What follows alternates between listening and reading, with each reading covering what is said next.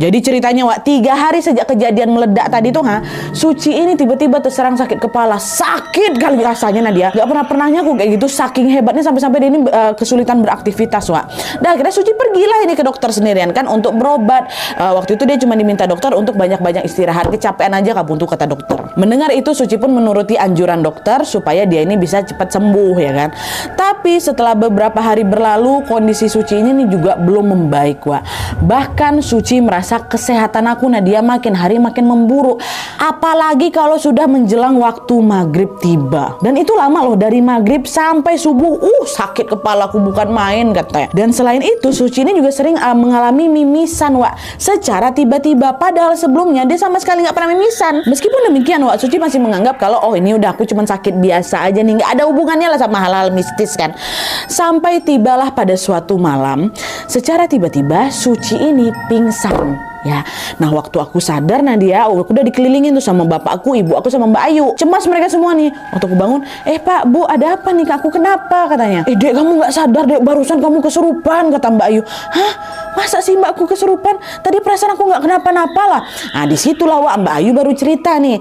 Ternyata pada malam itu sebelum pingsan, Suci ini ceritanya dari kamar mandi. Nah pas balik dari kamar mandi ini Wak, Mbak Ayu nengok si Suci ini tiba-tiba berdiri aja gitu di depan pintu kamarnya. Mereka kan satu kamar nih. Mbak Ayu udah di kamar. Mbak Ayu nengok Suci berdiri aja depan kamar tuh. Nggak masuk-masuk pintu Wak. Tapi waktu itu Mbak Ayu belum curiga, dia cuma diam aja gitu loh. Mbak Ayu lanjut lagi lah gelepak apa segala macam kan. Pas pula waktu itu lampu kamar mereka udah dimatikan Wak.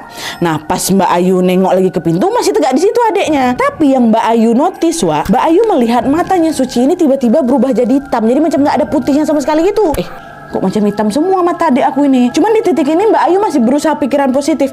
Salah tengok aku nih. Itu kelopak matanya si Suci itu yang hitam tuh gitu kan. Suci. Dipanggil-panggil nggak nyaut. Mbak Ayu dibiarkan lagi adiknya Wak, nggak ambil pusing ya kan. Dan dia memilih mau tidur nih. Nah pas baru mau memejamkan matanya Wak, tiba-tiba Mbak Ayu terkejut. Si Suci yang tadi berdiri itu tiba-tiba ngomong gini.